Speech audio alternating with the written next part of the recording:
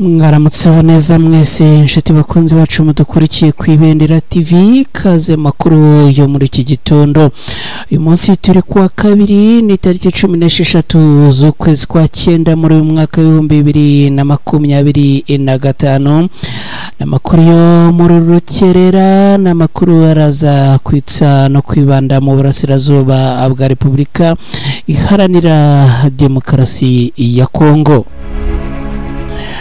Muri aya makuru turaza kubabwira ko mu mujyi wa Uvira ni muri Kivu y'Amajyepfo muri Repubulika Iharanira Demokarasi ya Kongo, aha abarwanyi ba FARDC n'abazarendo abongeye kugirira ibyago bikomeye cyane ku musozi wa Rugezi. Bituraza kubirambura, turaza kunyarukira muri teritwari ya Rucuru tubabwire ko abarwanyi b'umutwe wa M23 bongeye guhangana bikomeye n'abarwanyi bo ku ruhande rwa leta ya Kongo ni ku musozi wa Tongo, nyuma yuko n'ubundi hari hamaze iminsi habera imirwano ikomeye cyane. Turaza kandi no kunyarukira Nyiragongo. Nyiragongo rwanya umutwe wa M23 bongeye gukora agashya bagakorera wazarendo nyuma yuko wazarendo zagize gutya zikirara mu bice byo ku musozi wa Kibati. Amakuru akavuga yuko ngo bari baje mu bikorwa by'ubujura n'ubusahuzi. Turarebera hamwe uburyo ibihe byagenze muri teritwari ya Walikale muri Kivu y'Amajyaruguru. Igisirikare cya leta ya Kongo FARDC n'abarundi basubijwe nyuma ni mu attack bari bakoze ku musozi wa Bunyamuri cyase Bunyampuri, bitewe nuko byumva ibi nabyo uraza kubisobanukirwa. Muri Masisi kandi FARDC n'abarundi bongeye gukubitwa inshuro ni ku misozi ya Kanyangura na Kashuga. Ibi nabyo turaza kubisobanukirwa. Ndaza kandi kubabwira urutonde rw'imisozi igera kuri 5 ikomeye cyane muri teritwari ya Masisi. Turarebera hamwe iyo abarwanyi b'intare za Sarambwe bamaze kwigarurira, ariko tuze kurebera hamwe ni kiri mu maboko y'abarwanyi bo ku ruhande rwa leta ya Kongo. Turebere hamwe kandi nibyo ushobora kuba wamenya kuri iyi misozi. Turaza kandi kugaruka ku bitero wazarendo bagabye ku birindiro bya Alliance Fleuve Congo na M23. Ese ni birindiro abiherereye hehe? Ibi nabyo turaza kubyinjiramo ku buryo burambuye. Turaza kubabwira ko leta zunze ubumwe za Amerika abanenze bikomeye imyitwarire igisirikare cya leta ya Kongo FARDC ndetse n'umukuru w'iki gisirikare akaba ari Kisekedi. Ari amakuru tugitohoza ajyanye n'inkuru ivuga yuko umusesenguzi wo Murundi wari impunzi mu Rwanda yaba yashimuswe. Uyu rero akaba yarasanzwe yitwa cyangwa se azwi ku mazina ya Niyukuri Dieudonné wa akoraga ubusesenguzi bwe ku izina rya Rabe cyase Rabini. Uyu rero tukaba turi gukurikiranira hafi ibijyanye n'inkuru ze. Ari amakuru twatangiye kumva ko yabarashimuswe na leta y'u Burundi, ariko ibi turacyabikurikirana. Reka rero ambabwire yuko ari aya makuru tugiye gusangira mu kanya gatoya ku buryo burambuye, ariko birumvikana. Reka unyemerere nongere nkwibutse gukora like niba wamaze kugera hano, unyemerere kandi niba ari bwo bwa mbere ugeze hano nkwibutse gukora subscribe. Mu gihe ukora subscribe yuko no gukora kuri kantu kameze nk'inzogera ni sinye dora notification kugira ngo ubutaha amakuru hano ku Ibendera TV ajya kugeraho datakaje umwanya wo kujya kuyashakisha. Aha ni ku Ibendera TV, nge nitwa Mukada. Uyu munsi ni kuwa kabiri, mwese rero amwegere hafi dusangire amakuru aramutse muri uru rukerera.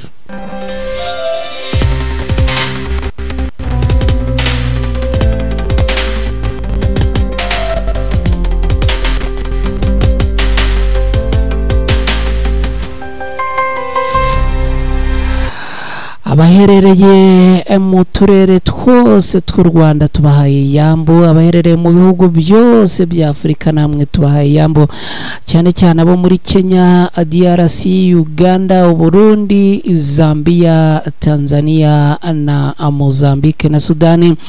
Nako duhaye ikaze abantu baherereye muri Leta Zunze Ubumwe za Amerika, Norvege, Ububiligi, Ubuholandi, Ubwongereza, Ubufaransa n'ahandi. Aya makuru twihuse reka tuyahereye muri Kivu y'Amajyepfo mu mujyi wa Uvira, tubabwire ko FARDC na Wazalendo bongeye guhurira n'akaga ku musozi wa Rugezi ku mugoroba watambutse, ubwo no kuvuga ku munsi w'ejo kuwa mbere tariki 15 z'ukwezi kwa 9 muri uyu mwaka, ku musozi wa Rugezi muri Uvira habaye imirwano ikomeye cyane. Ikaba ari imirwano hagati y'abarwanyi b'intare za Sarambwe n'ingabo zirwana ku ruhande rwa leta ya Kongo zifatanyije n'abarundi na Wazalendo. Abaturage baherereye muri ibi bice bavuga ko FARDC ariyo yatangiye ubushotoranyi, itangira irasa amasasu ku barwanyi b'intare za Sarambwe, ariko abarwanyi b'intare za Sarambwe nabo baza gusubiza aya masasu, biza gutuma ahangaha rero humvikana amasasu atari makeya. Bivugwa yuko ahagana amasaha y'isa moya zishyira isa mbere z'ijoro aribwo ahongeye kumvikana amasasu, bikavuga yuko ari amasasu nyine yaturutse kuri ubushotoranyi bw'uruhande rwa leta ya Kongo FARDC. Abantu bagera kuri 5 bivuga ko barasiwe muri ya masasu, bakaba barimo abasirikare ba FARDC bagera kuri 5. Kaba kandi kuri uru ruhande ngo hari n'abarundi bapfiriye muri iyi mirwano. Bivuze ko rero abantu bagera kuri 7 aribo baguye muri uku gushyamirana. Ari umuturage witwa Mugenzi Alphonse ubwo twavuganaga, dore ko atuye aha mu Rugezi, ageze ati twabonye abasirikare barwana ku ruhande rwa leta ya Kongo FARDC n'abarundi bagabaye ibitero, ariko nyuma ngo ibyaje kubabaho nagahomamunwa kubera ko barwanye b'intare za Sarambwe ngo babasubije inyuma ku buryo bukomeye cyane, ndetse biza kurangira ngo babakinagiranye. Kugeza ubu ngubu rero mu rukerera rwo kuri uyu munsi n'ubundi ahangaha hari kumvikana yituze, ariko bikavugwa yuko ngo nta cyizere gihari 100% cyuko aha n'ubundi hatongera gusubira kumvikana amasasu.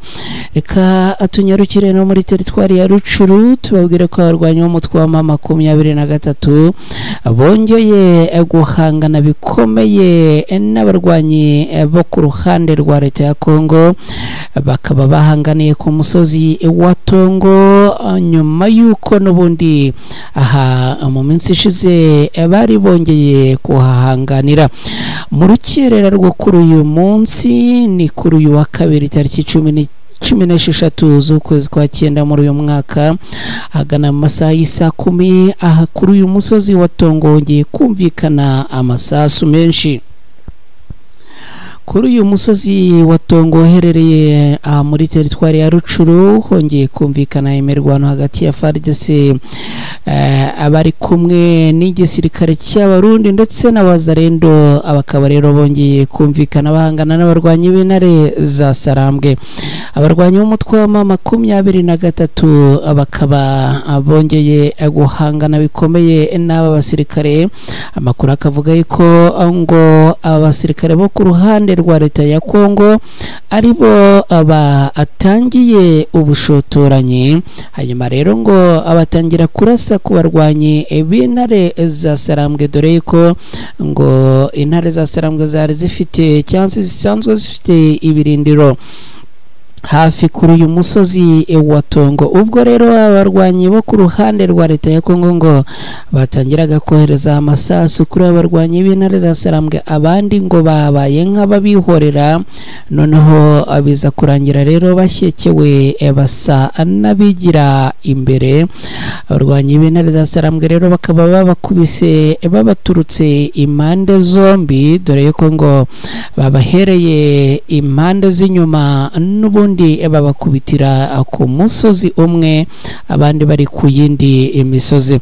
Ababashije kurokoka rero ngo nabagiye bamanuka mu misozi bakajya kwitsimba mu bikombe, ariko amakuru akavuga yuko n'ubundi ibi bitabujije abasirikare b'impande zombi gupfira muri iyi mirwano.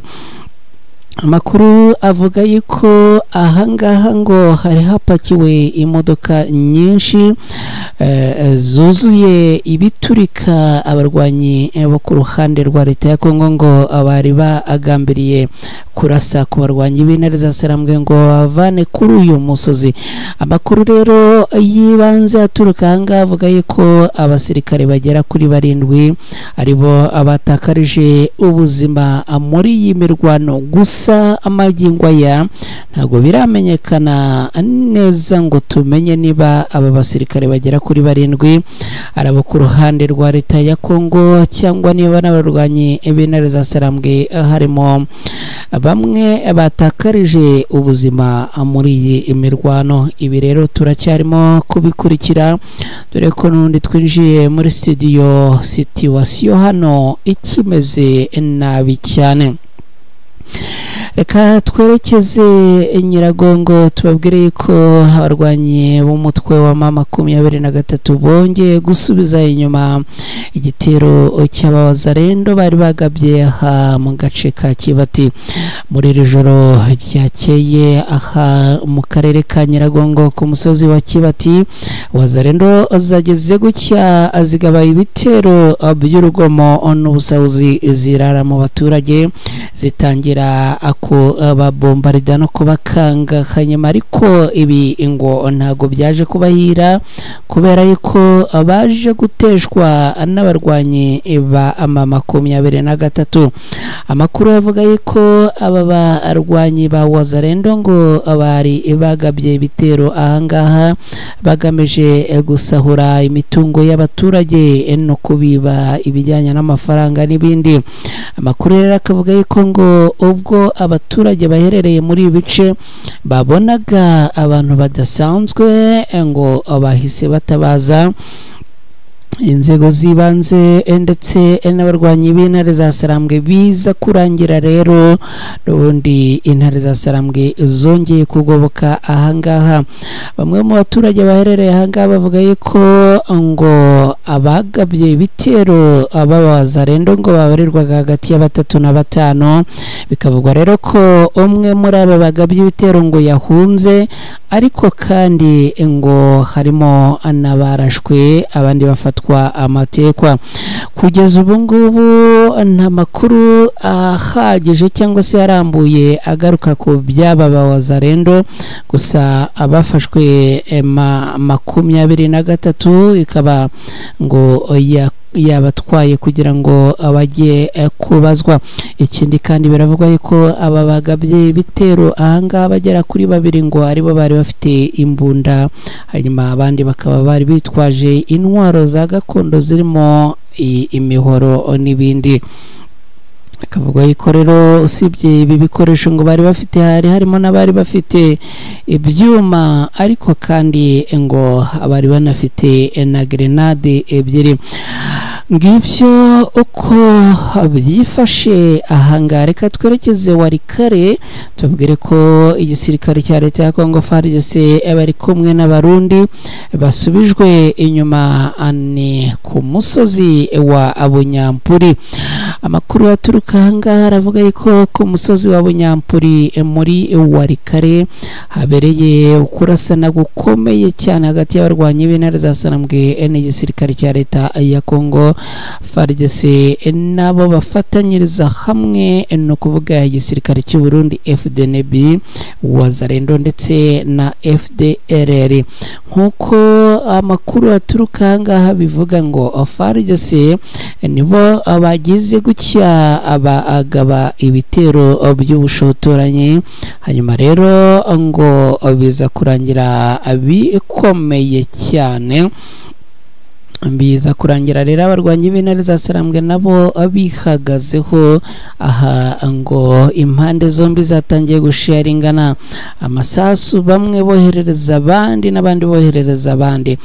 Haravugwa ko abasirikare bagera kuri 6 aribo bapfuye baguye muri iyi mirwano, abagera kuri 3 ngo nabo ku ruhande rwa leta ya Congo FARDC, abagera kuri 2 n'abarundi. Hanyuma rero abasigaye no kuvuga umwe ngo akaba ari wo ku ruhande rw'abarwanyi b'intare za Sarambwe.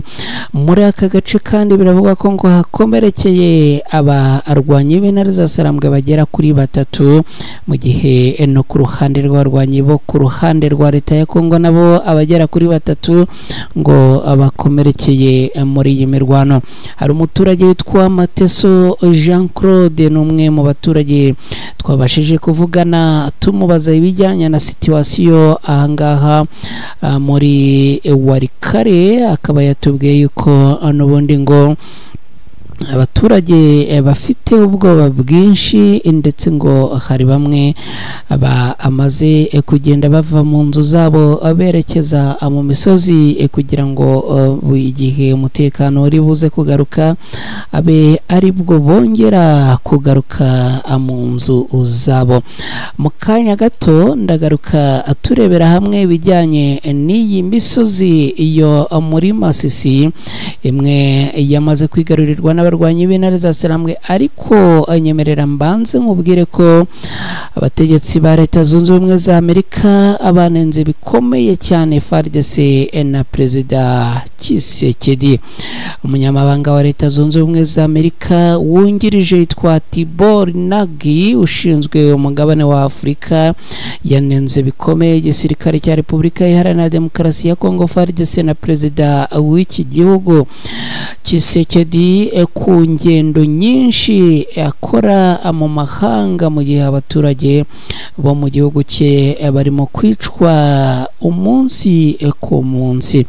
Ni mu gihe Perezida Tshisekedi yarasoje urugendo yari yagiriye i Astana ni muri Kazakhstan.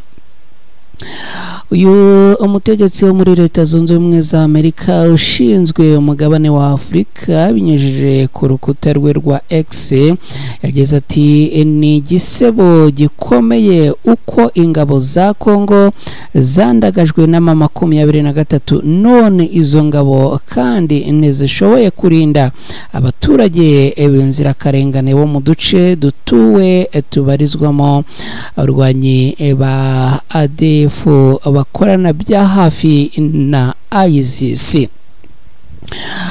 ISIS rero mbabwire ko ari Islamic State, ni umutwe w'inyeshyamba witwara agisirikare. Uyu mutegetsi wa Leta Zunze Ubumwe za Amerika yakomeje avuga ko na Perezida Tshisekedi aho gusura abaturage bo mu burasirazuba bw'iki gihugu cye bicwa umunsi ku munsi, ngo ahubwo yihitiramo kugirira ingendo mu bihugu bya kure. Uyu mutegetsi akagira ati Tshisekedi ari kuzunguruka mu isi akubita iyo za Kazakhstan n'ahandi, mu gihe yagasuye abo mu burasirazuba bwa Kongo abari mu bibazo byo kwicwa. Tiboyi atangaje ibi mu gihe umutwe wa ADF uheruka kugaba igitero muri teritwari ya Rubero ukica abantu barenga 100, abandi babarirwa mu 144 bakaburirwa irengero. Reka ambabwire kandi mbabwire ku bijyanye n'ibitero Wazalendo wongeye kugaba ku birindiro bya Alliance Fleuve Congo M23 aho n'ubundi bongeye kugaba ibitero bikaze ku birindiro by'uyu mutwe ni mu gace gaherereye muri teritwari ya Walikale mu ntara y'Kivu y'Amajyaruguru aho uyu mutwe waje kubasubiza inyuma. Ibitero iri huriro rya Wazalendo ryabigabye ku munsi wo kuwa gatandatu no ku cyumweru tariki 14 z'ukwezi kwa 9 muri uyu mwaka. Amakuru akavuga ko ibyo bitero byagabwe mu duce two muri groupement ya Rubereke muri teritwari ya Walikale nk'uko aya makuru abisobanura, ariko ngo barwanye ibintare za Sarambwe baje gusubiza inyuma ibi bitero byose. Agace kibasiwe cyane kari karimo ibirindiro bya Alliance Fleuve Congo M23 na Kabweni. Aka gace kari ku mupaka uhuza groupement ya Rubereke na Warowa Yango. Ngibyo rero reka noneho tujye muri ya misozi nababwiye muri teritwari ya Masisi ni muri Kivu y'Amajyepfo muri Repubulika Iharanira Demokarasi ya Kongo.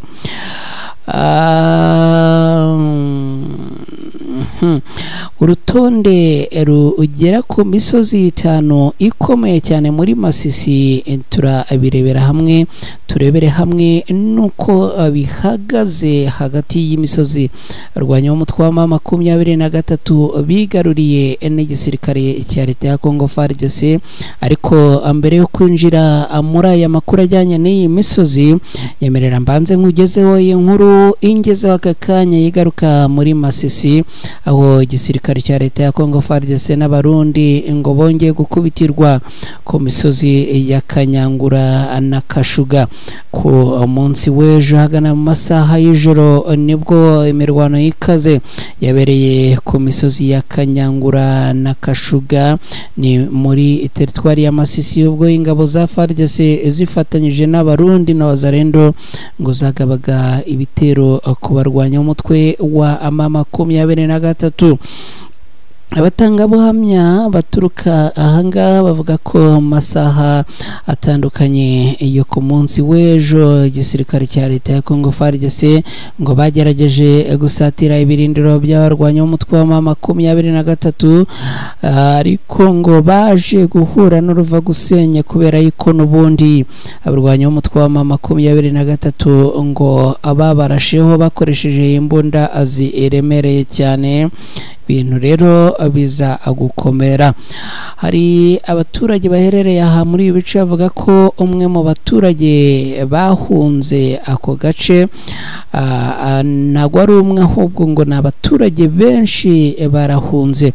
Amakuru rero akavuga yuko ngo ubwo babonaga ingabo za leta n'abarundi bagerageza kuzamuka ku musozi wa Kashuga ngo amasasu yahise atangira kwisukiranya y'abarwanyi b'intare za Sarambwe, kandi aya masasu ngo yatangiye kwisukiranya ari amasasu atunguranye.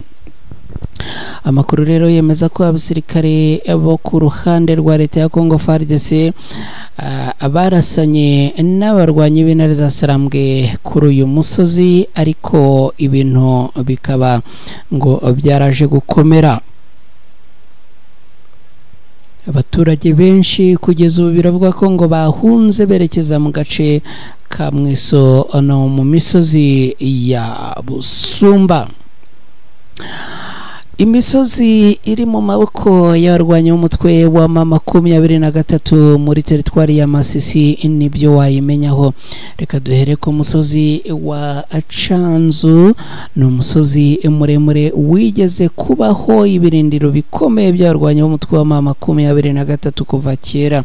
Uyu munsi uyu musozi ukaba ukiri mu maboko y'abarwanya b'intare za Sarambwe, kandi n'umwe mu misozi iri mu masangano y'imihanda ituruka imasisi ijya muri Rucuro.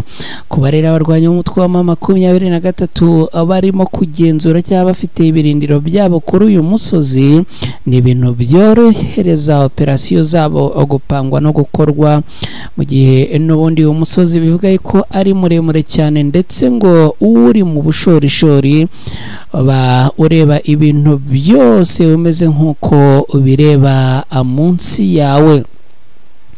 Reka twerekeze ku wundi musozi nanone uri mu maboko y'abarwanyi b'intare za Sarambwe, n'umusozi wa Kanyangura.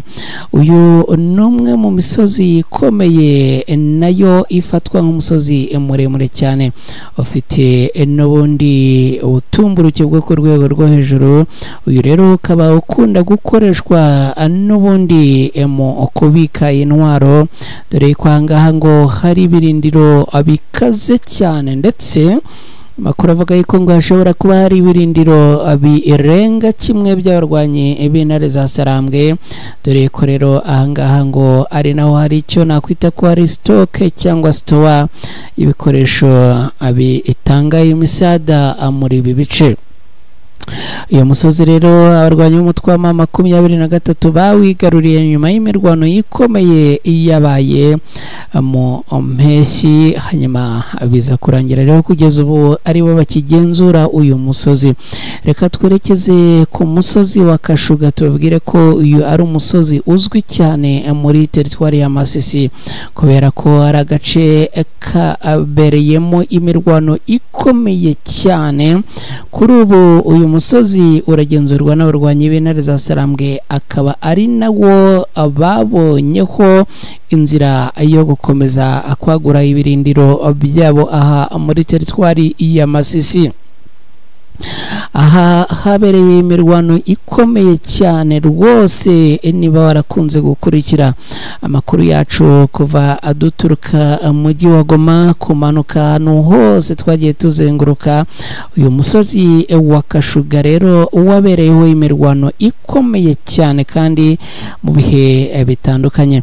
Reka noneho turebere hamwe imisozi nanone ikiri mu maboko y'abarwanyi b'umutwe ikiri mu maboko y'igisirikare cya leta ya Congo FARDC. Reka tugaruke ku musozi witwa Mushaki, no musozi w'ingenzi cyane. Uyu musozi uherereye hafi y'umujyi wa Sake. Kuri ubu uyu musozi uri mu maboko y'abarwanyi b'igisirikare cya leta ya Congo FARDC, kuko bawufata nk'urubuga rw'ingabo zabo zicunga inzira yerekeza Igoma. Kugeza ubu rero uyu musozi nawo wakunze kugenda uberaho imirwano iremereye kandi ikomeye. Kugeza ubu uyu musozi ukaba ukiri mu maboko y'abarwanyi b'igisirikare cya leta ya Congo FARDC. Reka tunarebere hamwe byo wamenya ku musozi wa Ngungu. Uyu nawo ni umwe mu misozi ikomeye cyane muri Masisi, ukaba by'umwihariko uherereye mu majyepfo y'uyu musozi wa mu majyepfo ya Masisi. Igisirikare cya leta ya Congo FARDC nicyo kiwucunga kugeza ubu, nubwo imirwano yo kuhatanira kuyobora n'abarwanyi b'umutwe wa 23 yigeze kuhaba inshuro nyinshi, ndetse kugezana n'ubu ngubu hari igihe ujya kumva ngo n'ubundi hongeye kubera imirwano. Ngibyo rero uko ibintu bihagaze mu rukerera rwo kuri uyu munsi. Ubwo nibura mbere yo kujya ku kazi hari icyo umenye makuru avugwa hirya no hino. Hani ku Ibendera TV, njye nitwa Mukadane. Wamaze gukora like, Imana guha umugisha. Niba wamaze gusangiza cyangwa se kudufasha gusangiza zinkuru inshuti n'abavandimwe bawe, nawe Imana iguhe umugisha. Hanyuma abantu duherereye kumwe mu rubuga rw'abakunzi ba Ibendera TV, namwe mbifurize kugira wa kabiri mwiza. Abagiye mu mirimo itandukanye mugire umurimo mwiza kandi muhahe muronke.